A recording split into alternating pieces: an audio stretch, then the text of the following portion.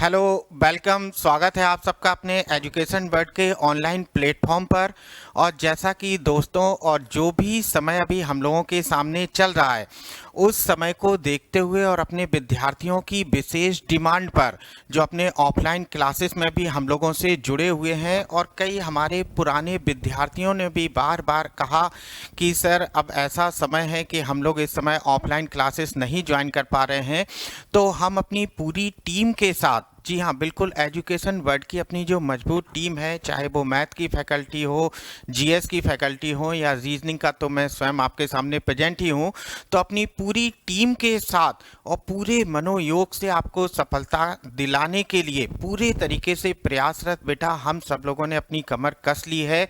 और आज हम यहाँ प्रेजेंट हुए हैं आपके साथ। ये बड़ी हर्ष की बात है, बहुत खुशी की बात है कि जो विद्यार्थी अभी तक हमसे ऑनलाइन चैनल पर नहीं जुड़े हैं, और जुड़ने से पहले एक बात कहना चाहूँगा कि अपने जितने भी छात्र अब तक जुड़ चुके हैं वो एक बार लिंक को अपने ग्रुप में शेयर जरूर कर दें बेटा, ताकि और भी जो विद्यार्थी हैं वो अपनी क्लासेस में यहाँ पर हम लोगों से जुड़ सकें। तो आइए अब आज के रीजनिंग के टॉपिक में अगर मैं थोड़ा सा आपसे चर्चा करूं, तो आपको बोर्ड पर स्क्रीन पर यहाँ दिखाई दे रहा होगा। यहाँ पर स्क्रीन पर हमें सबसे बेहतरीन कलर तो यही दिखाई दे रहा। तो बोर्ड पर आपको दिखाई दे रहा होगा यहाँ पर कैलेंडर। अब अगर हम लोग यहाँ पर अपने कैलेंडर वाले टॉपिक की थोड़ा सा चर्चा करें, तो कैलेंडर के बारे में आप जानते ही होंगे कि अगर जो भी विद्यार्थी यहाँ पर एसएससी का एग्जाम देने वाले हैं, यानी हमारे जो भी विद्यार्थी हैं और एसएससी का जो एग्जाम देने वाले हैं, उसमें कैलेंडर का सामान्यता एक क्वेश्चंस हमसे जरूर पूछा जाता है। अब केवल अगर एसएससी की बात करें तो ये बात गलत होगी। कैलेंडर बहुत ही महत्वपूर्ण हिस्सा होता है हम लोगों के वनडे एग्जाम में। और वनडे एग्जाम में अगर मैं थोड़ी सी और आपसे चर्चा कर लूं, तो जो विद्यार्थी, बिल्कुल आपको मायूस होने की जरूरत नहीं है, जो विद्यार्थी हमारे ट्रिपल एससी की तैयारी कर रहे हैं, बिल्कुल बीडीओ, यूपीपी या यूपीएसआई या दूसरी और भी जो राज्य गवर्नमेंट की परीक्षाएं हैं, तो सामान्यतः उसमें भी कैलेंडर का एक से या दो सवाल हमसे कैलेंडर के पूछे जाते हैं। अगर यहाँ पर मैं थोड़ी सी और अपनी रेंज को बढ़ा दूं, तो जो विद्यार्थी हमारे सुपर टैट वाले हैं, यानी कि शिक्षक भर्ती या जो टैट परीक्षा देने वाले हैं, उन विद्यार्थियों की परीक्षा में भी एक सवाल हमारा कैलेंडर का सामान्यता पूछा जाता है। तो इसी उद्देश्य को ध्यान में रखते हुए आज हम लोगों ने जिस टॉपिक की शुरुआत करनी है, उस टॉपिक का नाम है हम लोगों का कैलेंडर। अब कि आज पहला पहला दिन है आप लोगों के साथ, तो आपके मन में भी अलग अलग प्रश्न आ रहे होंगे, तो उन प्रश्नों को बहुत घबराने की जरूरत नहीं है। उन प्रश्नों की अगर मैं यहाँ पर चर्चा करूँ, तो देखो, हम लोग जैसे कहा कि आज के दिन शुरुआत करेंगे हम लोग कैलेंडर की, और कैलेंडर को भी हम लोग अलग अलग पार्ट में बांट के पढ़ेंगे। कैलेंडर को अगर सिंपल वे में हम आपसे कहें तो हम दो पार्ट में बांटते हैं। पहला पार्ट हो जाता है इसका ट्रिकी मेथड। ट्रिकी मेथड यानी हर एक क्वेश्चन जिसके लिए कोई ना कोई ट्रिक होती है। और कैलेंडर के सेकंड पार्ट में हम लोग पढ़ेंगे इसका बेसिक हिस्सा। बेसिक हिस्सा जिनमें थोड़ा बहुत तो ट्रिक लागू होंगी, लेकिन हर एक सवाल ट्रिक पर बेस्ड नहीं होगा, वो कैलेंडर का कहलाएगा बेसिक पार्ट। तो आज हम लोग कैलेंडर की शुरुआत कर रहे हैं। तो हम सभी लोग जानते हैं कि पूरी दुनिया आज जिस कैलेंडर का प्रयोग कर रही है, आप जानते होंगे जिस कैलेंडर का प्रयोग यानी कि 1 जनवरी से लेकर 31 दिसंबर वाला, हम सभी लोग मानक रूप से इसी कैलेंडर को अपनाए हुए हैं। अब अगर हम बात करें कि पूरी दुनिया जिस कैलेंडर का प्रयोग कर रही है, देखो हर एक देश का अपना एक अलग कैलेंडर होता है और कई देशों का अपना एक मानक कैलेंडर भी है। अगर हम अपने देश की चर्चा करें तो आप जानते होंगे कि अपने यहाँ का कैलेंडर शक संवत वाला, ठाकुर प्रसाद वाला नहीं, शक संवत वाला, जो 78वीं ईस्वी में कनिष्क के शासन काल में बना था, उस कैलेंडर को अपना भारत अपनाया हुआ है, अपने देश को उसे मानक कैलेंडर का रूप दिया गया है। लेकिन हम यहाँ बात करें एक स्टैंडर्ड कैलेंडर की जिसे पूरी दुनिया ही एक मानक रूप से अपनाई है। तो हम अगर उस कैलेंडर की बात करें तो आप जानते होंगे, और हमारे जो प्यारे विद्यार्थी नहीं जानते थोड़ा सा जान लें, उस कैलेंडर का नाम है ग्रिगोरियन कैलेंडर। यानी इस कैलेंडर का नाम है ग्रिगोरियन कैलेंडर, जिसकी शुरुआत 1 जनवरी से लेकर और अंत होता है 31 दिसंबर को। तो इस कैलेंडर का नाम है ग्रिगोरियन कैलेंडर। मन में एक छोटा सा प्रश्न उठता है कि बड़ा थोड़ा अजीब सा नाम लग रहा है, तो पक्का है भारत देश का तो नहीं। तो आप जानते ही होंगे इस कैलेंडर का जन्मदाता किसी ना किसी ने तो इस कैलेंडर को बनाया ही होगा। तो इस कैलेंडर का जन्मदाता किसे माना जाता है? तो देखें, इस कैलेंडर का जन्मदाता माना जाता है ग्रेगरी को, और उन्हीं के नाम पर इस कैलेंडर का नाम पड़ा है ग्रिगोरियन कैलेंडर। अच्छा, आप जानते ही होंगे, और जिन्हें जानकारी नहीं है वो भी थोड़ा सा जान लें कि ग्रेगरी ने तो इस कैलेंडर को बनाया था, लेकिन इस कैलेंडर को बनाया किस देश में गया था, किस राज्य में इस कैलेंडर का जन्म हुआ था? तो जान लें जरा, इस कैलेंडर का जन्म हुआ था रोम में। अब आप जानते ही हैं, रोम की अगर बात करें तो जब कैलेंडर बनाया गया था तो उस समय रोम का कोई ना कोई सम्राट, कोई ना कोई राजा तो रहा ही होगा। तो जब कैलेंडर को बनाया गया था, इतिहास में बड़े फेमस हैं ये रोम के सम्राट, आपने नाम सुना होगा जूलियस सीजर का। तो देखें, उस समय रोम के सम्राट थे जूलियस सीजर। यानी देखो, हम कैलेंडर के इतिहास की चर्चा कर रहे हैं थोड़ा सा। तो रोम में बना था, ग्रेगरी ने बनाया था, उन्हीं के नाम पर कैलेंडर का नाम पड़ा है ग्रिगोरियन कैलेंडर। और उस समय रोम के सम्राट थे जूलियस सीजर। हालांकि ग्रेगरी ने जो कैलेंडर बनाया था वो कैलेंडर आज की तरह उतना शुद्ध कैलेंडर नहीं था। मतलब उस कैलेंडर में कई कमियां थी। जब ये कैलेंडर बनाए थे तो उस कैलेंडर में केवल और केवल 10 ही महीने होते थे। लेकिन धीमे धीमे समय के साथ उस कैलेंडर में सुधार होता गया, और सबसे ज़्यादा सुधार किया गया था इस कैलेंडर में। ये जूलियस सीजर के बाद एक सम्राट आए थे, आपने नाम सुना होगा, सम्राट ऑगस्टस। तो सम्राट ऑगस्टस के पीरियड में सबसे ज्यादा इस कैलेंडर में सुधार किया गया था। तो देखो, ये तो है अपने कैलेंडर का इतिहास।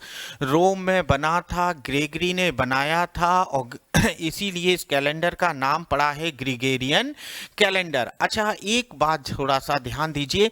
देखो, किताबों में इस कैलेंडर के जन्मदाता का नाम कहीं कहीं ऐसा लिखा मिलता है।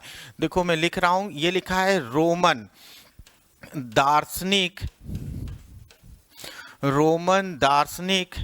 और यहां पर लिखा है पोप ग्रेगरी। ऐसा लिखा हुआ नाम हम लोगों को मिलता है, रोमन दार्शनिक पोप ग्रेगरी।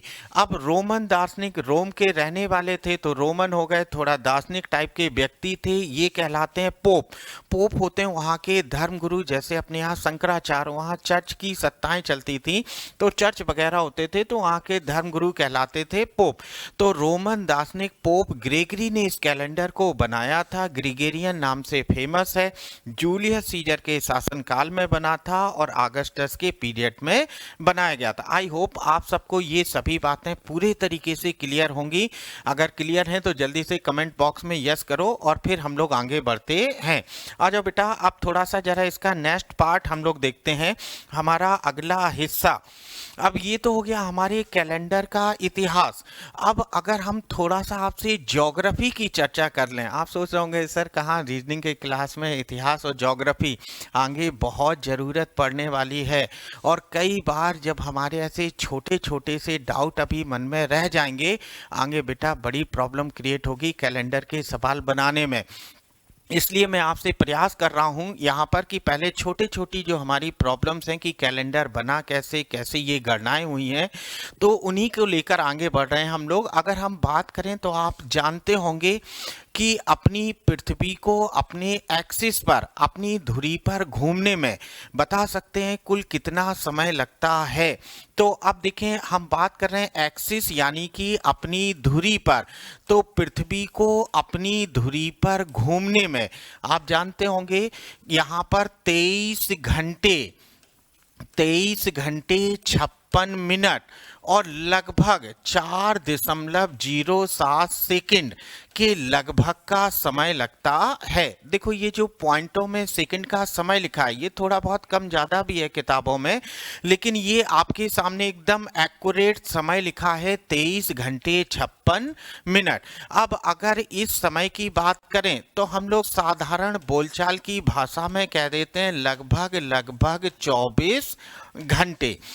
यानी हम साधारण बोलचाल की भाषा में कहते हैं पृथ्वी 24 घंटे में अपने एक्सिस पर घूम लेती है। इस कारण से अपने यहाँ दिन और रात होता है। अब आप जानते ही होंगे कि पृथ्वी चक्कर किसका लगाती है? सूर्य का। तो सूर्य का एक चक्कर कंप्लीट करने में, इसको कहते हैं परिक्रमा करना, यानी पृथ्वी किसका परिक्रमा करती है? सूर्य का। तो सूर्य का एक चक्कर कंप्लीट करने में पृथ्वी को कुल कितना समय लगता है? तो आप जानते होंगे 365 दिन, हकीकत का समय बात कर रहे हैं, 365 दिन 5 घंटे और 48 मिनट 48 मिनट और लगभग 47.01 सेकंड के लगभग का समय लगता है। फिर अपनी बात दोहराएंगे, सेकंड में पॉइंटों में कुछ कम ज़्यादा हो सकता है, लेकिन ये वाला समय हम लोगों का एकदम एक्यूरेट है। पृथ्वी को सूर्य का एक चक्कर कंप्लीट करने में 365 दिन पूरा 5 घंटे 48 मिनट और जिसे हम लोग कहते हैं लगभग 365 दिन और ये 6 घंटे, या इसी को ऐसे कहते हैं 365 दिन सही 1/4 दिन, 365 सही 1/4 दिन। यानी पृथ्वी को सूर्य का एक चक्कर कंप्लीट करने में, अब देखो आप लोग एक बात भली भांति जानते होंगे, देखो जिन्होंने अभी तक इसका स्क्रीनशॉट नहीं लिया है बेटा ले लो, फिर हम लोग आगे बढ़ते हैं। और हम यहाँ पर आपसे चर्चा किए हैं कि पृथ्वी को सूर्य का एक चक्कर कंप्लीट करने में समय लगता है 365 दिन 5 घंटे 48 मिनट और लगभग 47.01 सेकंड। आप सभी जानते होंगे अपने यहाँ पूरे के पूरे एक वर्ष में कुल कितना दिन होता है? तो आप कहेंगे सर अब पहले वर्ष बता दीजिए। तो हम बात कर रहे हैं 1 ईयर में, एक साधारण वर्ष में हमारा कितना दिन होता है? 365। जबकि आपको पता है कि पृथ्वी को सूर्य का एक चक्कर कंप्लीट करने में 365 दिन और लगभग 6 घंटे का समय लगता है। तो अगर मैं आपसे चर्चा करूं कि 365 दिन और समय कितना लगता है? 6 घंटे, तो हम एक वर्ष में मनाते तो 365 दिन है और कितना समय हमने यहाँ रिमेनिंग मतलब बाकी छोड़ दिया है? 6 घंटे। तो एक वर्ष 365 दिन का। इसी प्रकार अगर हम लोग अपना अगला वर्ष भी अगर हम लोग 365 दिन का मनाएं तो एक बार फिर से कितना समय छूट जाएगा? 6 घंटे। इसी प्रकार अगर हम तीसरा वर्ष भी 365 दिन का मनाएं तो एक बार हमारा समय फिर से कितना छूट जाएगा? 6 घंटे। अब जरा यहाँ देखो, अगर हम चौथा वाला वर्ष, लगातार चौथा वर्ष भी अगर हम 365 दिन का मनाएं तो एक बार फिर से कितना छूट जाएगा? 6 घंटे। अब आपको दिखाई दे रहा होगा पहले वर्ष का 6 घंटे, दूसरे वर्ष का 6 घंटे, तीसरे वर्ष का 6 घंटे और चौथे वर्ष का भी अगर 6 घंटे आपस में काउंट कर लिया जाए तो ये सब मिलकर कितना हो जाता है हमारा? 24 घंटे। ठीक। तो अब ये बात आपको समझ में आ गया होगा कि पहले साल 6 घंटे छोड़ा, नेक्स्ट ईयर भी 6 घंटे हमने छोड़ दिया, केवल 365 दिन लिए, अगले वर्ष भी 6 घंटे छोड़ा, और जैसे ही चौथे वर्ष अगर हम लोग 6 घंटे छोड़ेंगे तो ये मिलकर कितना हो जाता है हमारा 24 घंटे। अब देखो, अगर 24 घंटे का समय हमने छोड़ दिया तो इस गलती को ठीक करने के लिए जो हमारा चौथा वर्ष होता है, जी हाँ थोड़ा ध्यान दो बेटा, जो हमारा चौथा वर्ष होता है, अब अगर हम बात करें जो हमारा चौथा वर्ष है, तो इस गलती को ठीक करने के लिए जो हमारा चौथा वर्ष है उसमें हम एक दिन बढ़ा देते हैं, और यही जो एक दिन हमने यहाँ पर इंक्रीज किया है उसी एक दिन को हम लोग यहाँ कहते हैं लीप वर्ष। ये कहलाता है हमारा लीप वर्ष, या इसी को कहा जाता है अधिवर्ष। ठीक, ये हो जाता है हमारा अधिवर्ष, और इसी को हम लोग बोलते हैं लीप ईयर। ठीक, यानी लगातार जो 3 वर्षों तक जो हम लोग गलती दोहराते आए, और उस गलती को जब हम चौथे वर्ष में जब हम लोग लीप पोत कर बराबर कर दें तो यही कहलाता है हमारा लीप वर्ष, और यही होता है हमारा अधिवर्ष। लेकिन अब ये तो आपको पता चल गया, और शायद आप सभी लोग भली भांति जानते भी होंगे हर चौथा साल हमारा लीप वर्ष होता है। लेकिन बेटा अब थोड़ा सा ध्यान देने की जरूरत क्या है, ये तो हमें पता चल गया कि 6-6 घंटे का समय छोड़े और मिलकर हो गया हमारा 24 घंटे, और हमने लीप वर्ष मनाया और कैलेंडर को ठीक कर लिए। लेकिन जरा सोच कर बताओ, हकीकत में जो हमारी पृथ्वी है उसे सूर्य का एक चक्कर कंप्लीट करने में 365 दिन, 5 घंटे 48 मिनट और लगभग 47.01 सेकंड का समय लगता है। देखो 5 घंटे 48 मिनट, लेकिन हम जोड़कर कितना बैठे हैं 6 घंटे।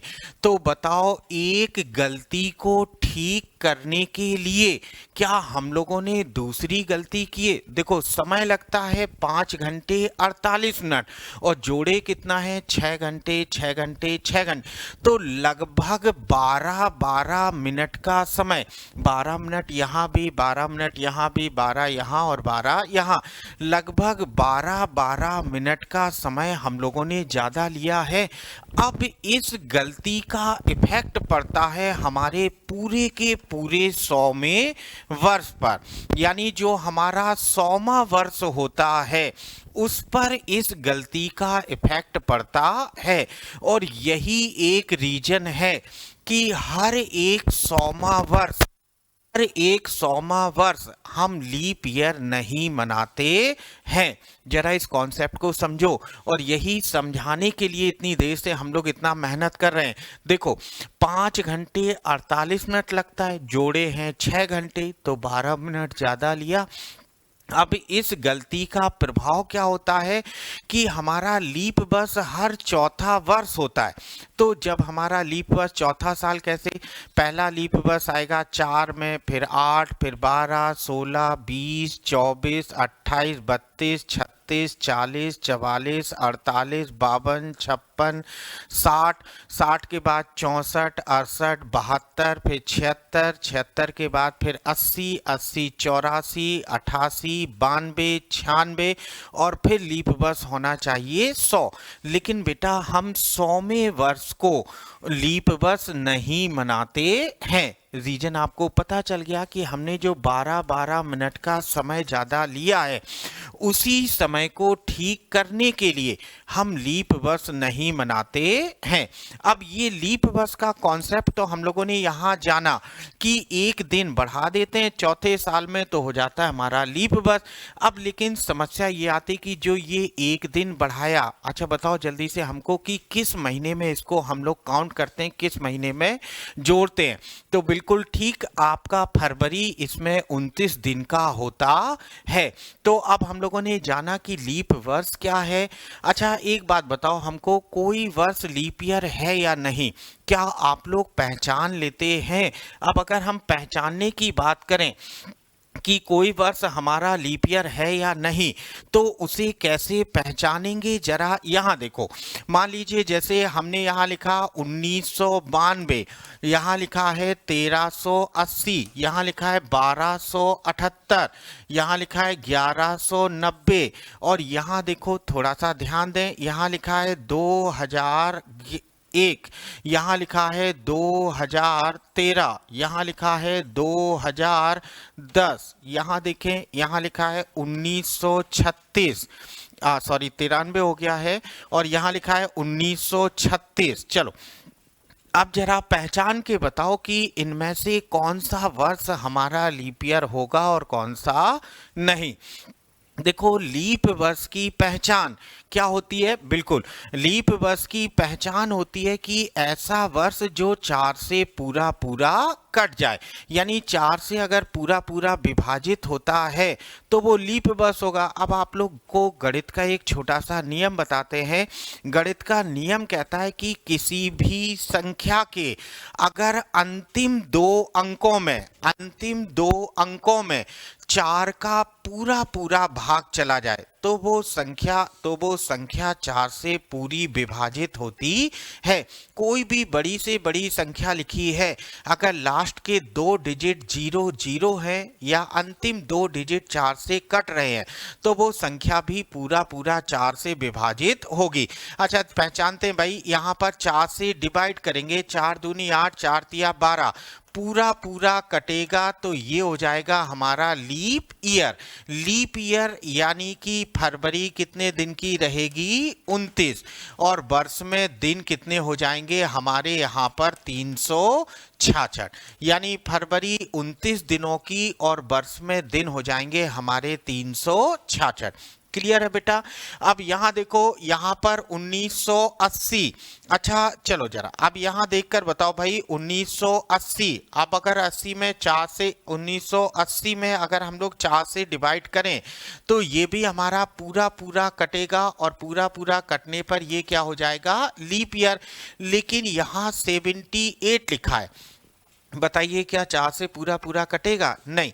तो अब ये हो जाएगा हमारा ऑर्डिनरी ईयर। ऑर्डिनरी ईयर यानी साधारण वर्ष, यानी इस वर्ष में फरवरी में कितना दिन होगा, 28, और वर्ष में दिन होंगे केवल और केवल 365। यहाँ 90 लिखा है, 4 से डिवाइड करेंगे नहीं कटेगा तो हो जाएगा ऑर्डिनरी ईयर साधारण वर्ष। यहाँ 2001 नहीं कटा तो ऑर्डिनरी ईयर साधारण वर्ष। 2013 नहीं कटा तो ऑर्डिनरी ईयर। 2010 नहीं कटा तो ऑर्डिनरी ईयर साधारण वर्ष। 93 नहीं कटेगा ऑर्डिनरी ईयर। अब लेकिन यहाँ 36 लिखा है, ये कटेगा तो ये हो जाएगा हमारा लीप ईयर। तो हम लोगों ने जाना लीप वर्ष की पहचान, जिसके अंतिम 2 डिजिट 4 से पूरा पूरा कट जाए होते हैं हमारे लीप वर्ष, और ऐसा वर्ष जिसके अंतिम 2 अंक 4 से ना कटें हो जाता है हमारा साधारण वर्ष। आई होप आप लोगों को इतनी बात तो क्लियर हो ही गई होगी। तो अब आगे बढ़ाते हैं अपने सेशन को, और अपने सेशन में हमने आपसे चर्चा किया था लीप वर्ष की, तो अब थोड़ा सा यहाँ भी देख लो बेटा। यहाँ पर हम अगर आपसे चर्चा करें तो आप जानते होंगे एक साधारण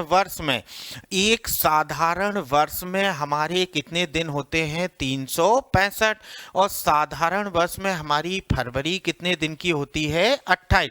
जबकि लीप वर्ष यानी हमारा अधिवर्ष, अधि मतलब जो अधिक है वही कहलाता है हमारा लीप वर्ष या अधिवर्ष। इसमें 366 दिन होते हैं। फरवरी कितने दिन की होती है, 29। ये तो आपको रट गया। अब यहाँ जरा सा एक बार और थोड़ा सा समझ लें। यहाँ देखें भाई, ये तो हो गया हम लोगों के लीप वर्ष का कॉन्सेप्ट। अब अगर थोड़ा सा आगे बढ़ते हैं तो आगे बढ़ें, और यहाँ देखो हमने कुछ सिंपल सी डेफिनेशन लिखे हैं। ये लिखा है लीप वर्ष, और लीप वर्ष क्या है, ऐसा वर्ष जिसके अंतिम 2 अंकों में 4 का पूरा पूरा भाग चला जाए, हमारा क्या हो जाएगा? लीप वर्ष। अच्छा, ये लिखा है लीप वर्ष की शताब्दी। अब ये देखो एकदम नया शब्द मिल गया, शताब्दी। अब आप जानते होंगे, आपने नाम सुना होगा शताब्दी। तो ये शताब्दी क्या है, इसके बारे में थोड़ा सा जानते हैं। शताब्दी का मतलब होता है पूरा का पूरा 100, पूरा का पूरा 100। अब यहाँ देखो भाई, देखें शताब्दी को ही हम लोग कहते हैं सेंचुरी, जानते हैं ना? सेंचुरी यानी कि शताब्दी। क्रिकेट मैच तो देखे होंगे, बल्लेबाज जब 1 रन से शुरुआत करता है और जब पूरा 100वां रन बना लेता है तो हम कहते हैं इस बल्लेबाज ने 1 सेंचुरी कंप्लीट कर ली, यानी कि 1 शताब्दी, पूरा का पूरा 100। अब शताब्दी वर्ष हमारा लीप ईयर है या नहीं, तो इसकी पहचान क्या होती है? 400 का भाग। पहले तो शताब्दी समझो भाई।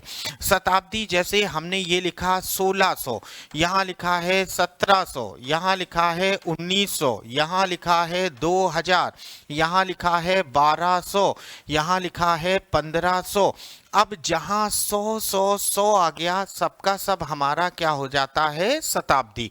अब शताब्दी वाला वर्ष याद है बेटा, हमने आपसे कहा था 5 घंटे 48 मिनट और हम जोड़े कितना है? 6 घंटे। तो ये वही 100 वर्षों का लेखा जोखा है। अब कोई शताब्दी वर्ष लीप ईयर है या नहीं, इसकी पहचान है हम उसमें 400 का भाग देकर देखते हैं। अगर 400 से 400 से पूरा पूरा डिवाइड हो गया, कुछ भी रिमाइंडर, कुछ भी शेष ना बचे, तब तो हमारी लीप वर्ष की सेंचुरी होगी, अन्यथा वो हमारी ऑर्डिनरी ईयर, साधारण वर्ष की शताब्दी होगी। तो आइए जल्दी से भाग देकर देखते हैं। मान लीजिए 400, तो यहाँ पर हम लोग भाग दे देंगे। 400 से पूरा पूरा कट रहा है तो हम कहेंगे ये हमारी लीप वर्ष की शताब्दी है, लीप वर्ष की शताब्दी। अब लीप वर्ष की शताब्दी का मतलब इसमें भी फरवरी हमारी कितने दिन की? 29 दिन की, और साल में दिन होंगे 366। क्लियर है इतनी सी बात? अब देखो यहाँ 1700, क्या 400 से पूरा पूरा कटेगा? नहीं कट रहा, तो इसका मतलब है ये हो जाएगा हमारा साधारण वर्ष की शताब्दी। देखो सन 2000 400 से कटेगा तो ये हो जाएगी हमारी लीप वर्ष की शताब्दी, यानी ये हो गया हमारी लीप वर्ष की शताब्दी। ये बातें अब आपने जान लिया है। अब एक बड़ी बात और यहाँ थोड़ा सा जान लो भाई। देखिए यहाँ लिखा है विषम दिन। विषम दिन, इन्हीं को हम लोग अंग्रेजी में कहते हैं ऑड डेज, ऑड डेज। और इन्हीं को कहीं कहीं बुक्स में लिखा गया है अतिरिक्त दिन, अतिरिक्त दिन यानी कि एक्स्ट्रा डेज। अब ये विषम दिन क्या है, तो देखो हमने आपको लिखवाया यहाँ पर 7 से भाग देने पर जो शेष बचे उसी को हम विषम, ऑड या अतिरिक्त दिन कहते हैं। अच्छा, अब ये 7 का ही डिवाइड क्यों किया जाता है, तो आप जानते होंगे कि अपने यहाँ एक सप्ताह में कुल कितना दिन होता है? 7। लेकिन बताओ हफ्ते में कितना दिन होता है? हाँ, तो अब जरा यहाँ देखो, मुझे यकीन है आप में से कुछ विद्वान टाइप के विद्यार्थी ऐसे होंगे जिनका हफ्ते में 8 दिन आ गया होगा। नहीं बेटा, थोड़ा ध्यान दो, सप्ताह में दिन कितने होते हैं? केवल और केवल 7।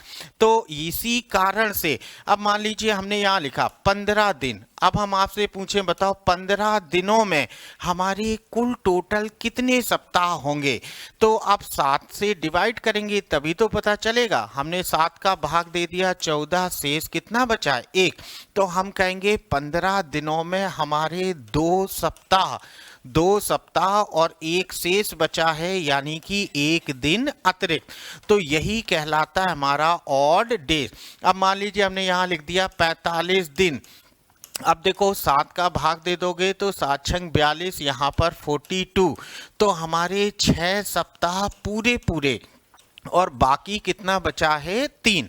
अब ये विषम या ऑड क्यों होते हैं उसका रीजन जान लो। 45 दिन है, 45 दिन में 6 सप्ताह तो हमारे कंप्लीटली हो गए।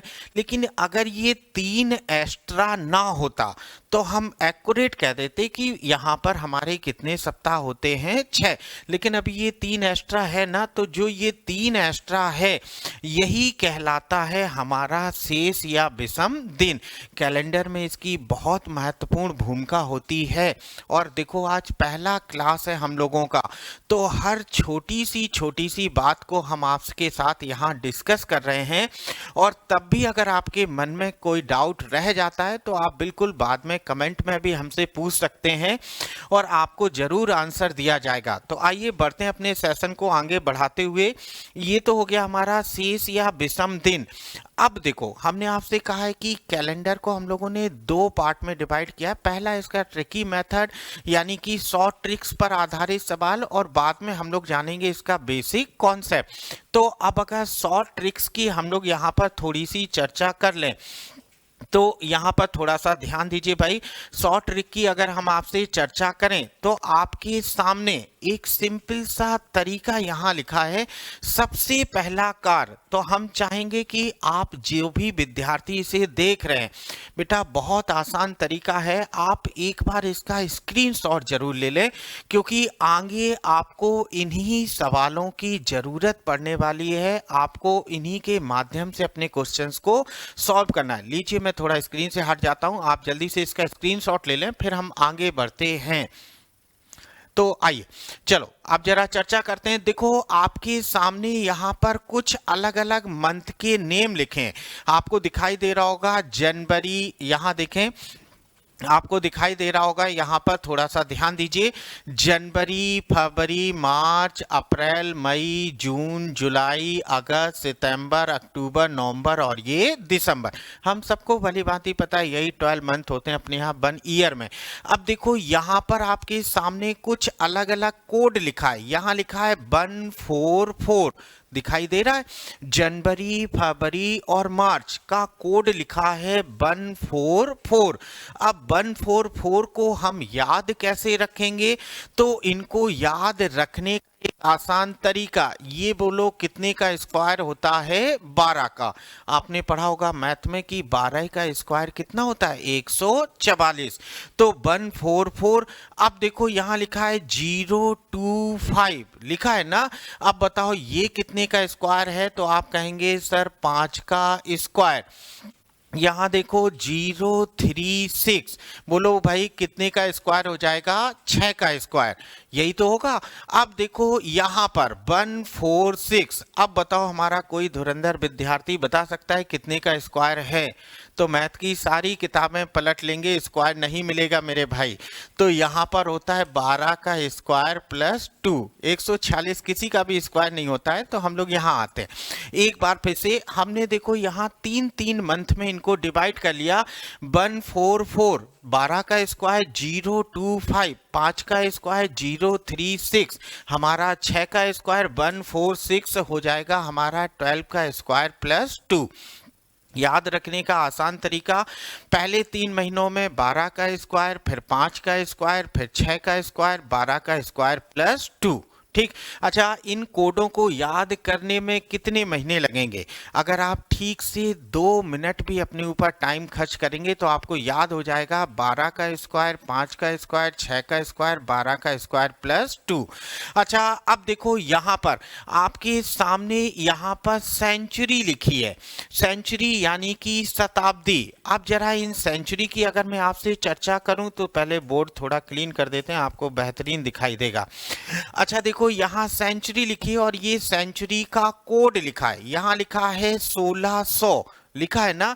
पहली बात तो हमको बताओ ये 1600 अभी हम लोग पढ़कर आए हैं, ये 1600 हमारी लीप वर्ष की शताब्दी होगी कि साधारण? आप कहेंगे सर लीप वर्ष की शताब्दी होगी, क्यों? क्योंकि इसमें 400 का पूरा भाग जाता है। और जो भी लीप वर्ष की शताब्दी है उसमें हमेशा कोड कितना लेंगे? 6। याद रखें, यहाँ पर मैं फिर से रिपीट कर दे रहा हूँ, जो भी लीप वर्ष की शताब्दी है उसका कोड कितना होगा? 6। क्लियर? अब लीप वर्ष की शताब्दी का कोड हो गया है 6। फिर लिखा है 4, फिर लिखा है 2 और फिर लिखा है 0। अब इनको याद रखने का तरीका, लीप वर्ष की शताब्दी तो हमेशा कोड 6, अगली लीप वर्ष की शताब्दी का कोड कितना होगा 6, इससे पीछे की लीप वर्ष की शताब्दी का कोड कितना होगा 6।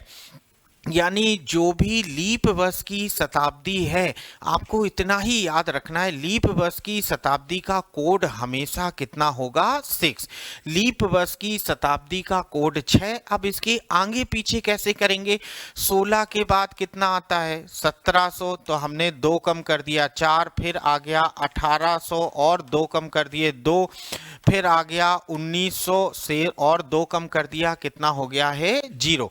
देखो यही लिखा है 1600, 1700, 1800 और 1900 0। अब इसके बाद अगर हम अगली चर्चा करें तो 2000 लीप वर्ष आ गया, फिर से 6, 2100 आ गया, फिर से 2 कम कर दोगे 4, 2200 आ गया तो फिर से 2 कम कर देंगे तो बचेगा 2। यानी इसी क्रम पर हम इनको याद रखते हैं। देखो ये ट्रिकी सवाल है, तो अभी हम केवल और केवल आपसे यहाँ पर ट्रिक की चर्चा कर रहे हैं। हमने आपको यहाँ पर बताया 1600, 6, 1704, 1802, 1900 0। अब मान लीजिए 2000 आ गया तो फिर से लीप वर्ष 6, 2100 आ गया तो 4, 2200 आ गया तो यहाँ पर 2, 2300 आ गया तो हमारा कितना हो जाएगा 0।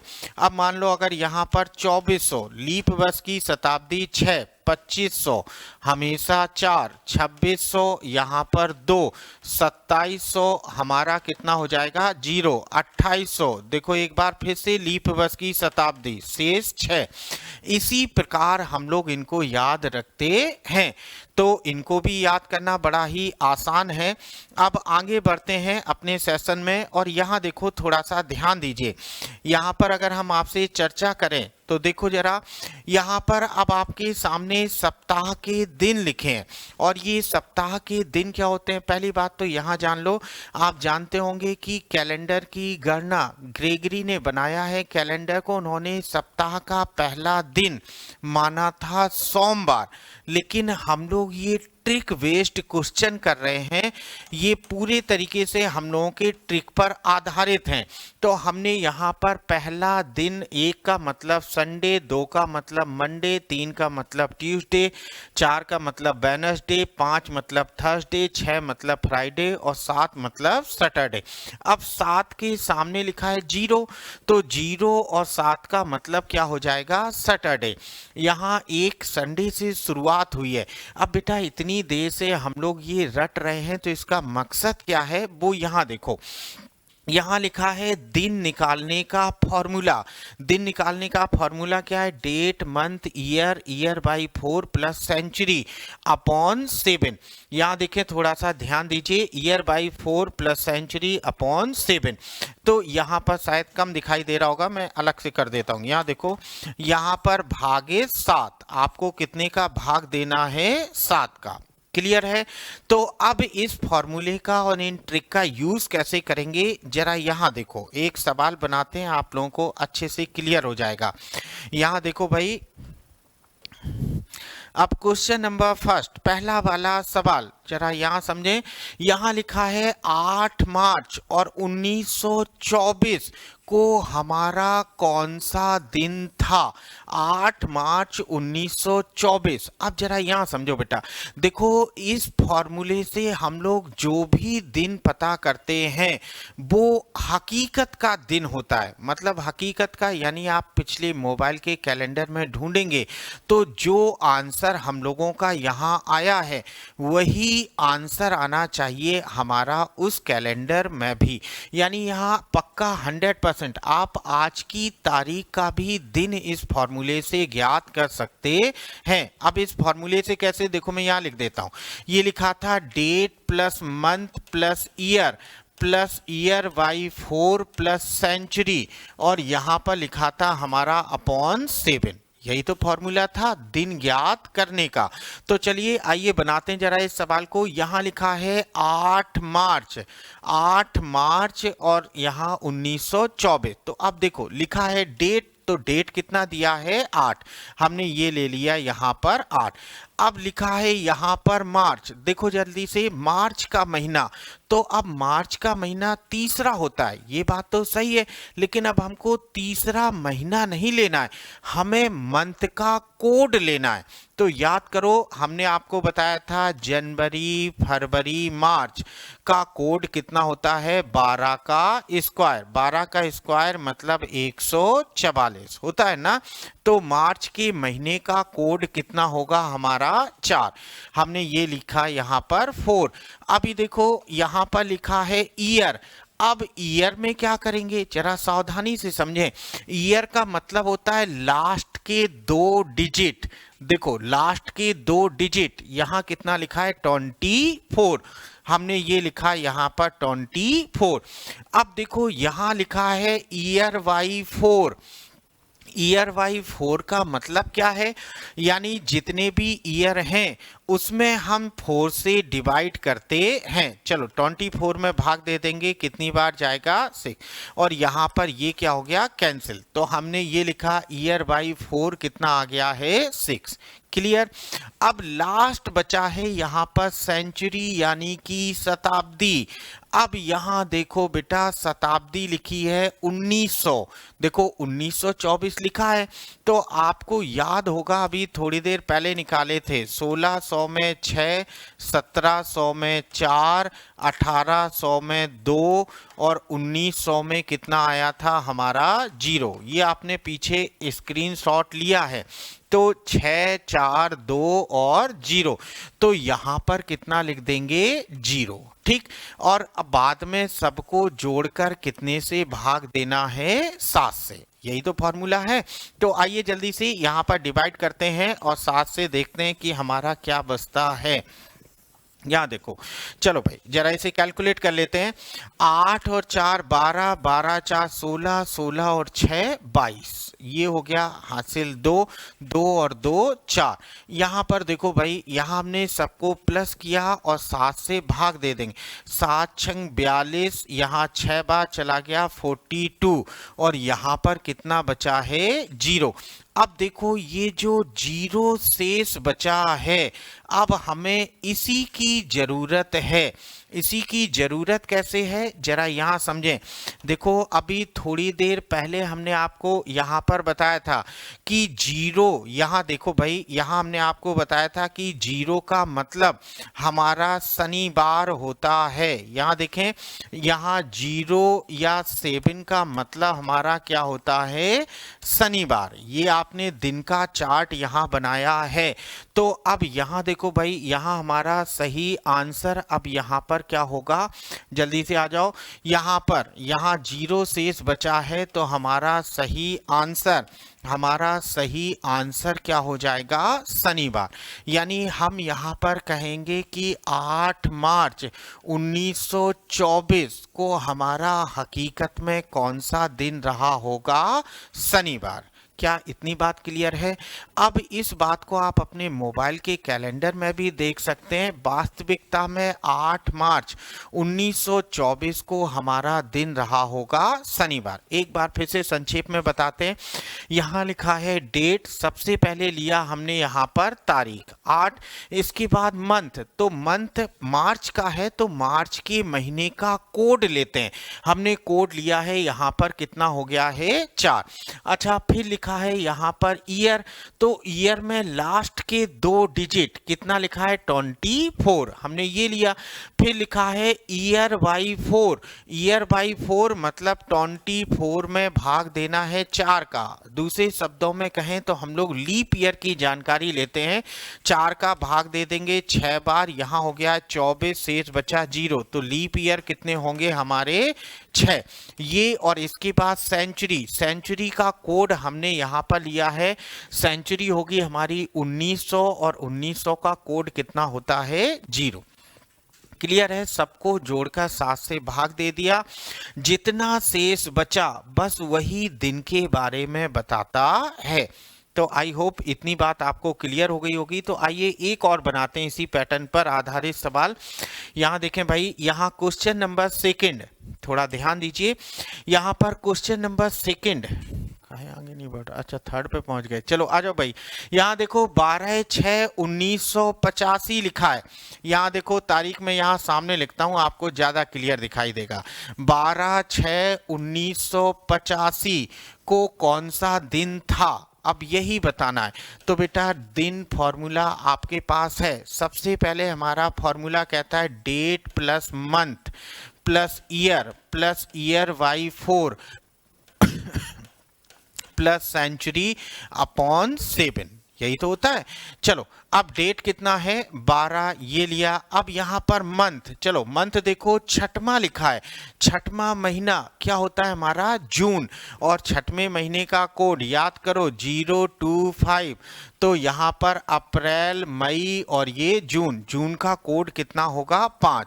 अच्छा ईयर कितना है 85, लास्ट के 2 डिजिट। अच्छा फिर लिखा है ईयर बाई 4, चलो 4 का भाग दे दो 85 में, 4 दूनी 8, 5 2 4 एकम 4, यहाँ पर बचा है 1। तो हमारे लीप ईयर कितने आए हैं 21। देखो हमने लीप ईयर की संख्या लिया है, यहाँ जो बाकी बचा उससे हमें कोई मतलब नहीं। अब सेंचुरी 1900 में पिछली बार निकाले थे, कितना आया था 0/7, भाग दे दिया। जोड़ते हैं जरा, 2 5 7 7 5 12 और 1 13, 13 का 3 हासिल 1 और 8 9, 9 और 2 11, 11 और 1 12, 123 हुआ। 7 से भाग दे देते हैं, 7 एकम 7 5 और 7 44, 7 7 49, 49। यहाँ कितना बचेगा 9 4 13, शेष बचा है 4। अब देखो यहाँ पर 4 शेष बचा है, तो 1 का मतलब संडे, 2 का मतलब मंडे, 3 का मतलब हमारा ट्यूसडे, 4 का मतलब हमारा वेडनेसडे। तो चौथा दिन बचा है, तो यहाँ पर दिन क्या होगा हमारा वेडनेसडे हमारा सही आंसर होगा। आई होप इतनी बातें आपको क्लियर हो रही होंगी। तो आज की सेशन में बेटा ये इंट्रोडक्शन क्लास था हम लोगों का।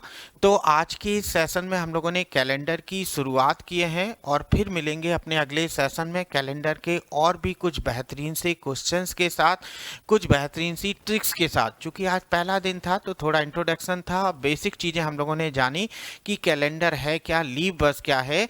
अभी और भी बहुत से बेहतरीन क्वेश्चंस हैं और बहुत सी बेहतरीन ट्रिक्स हैं। जुड़े रहिए अपने एजुकेशन चैनल के साथ, एजुकेशन बर्ड परिवार के साथ।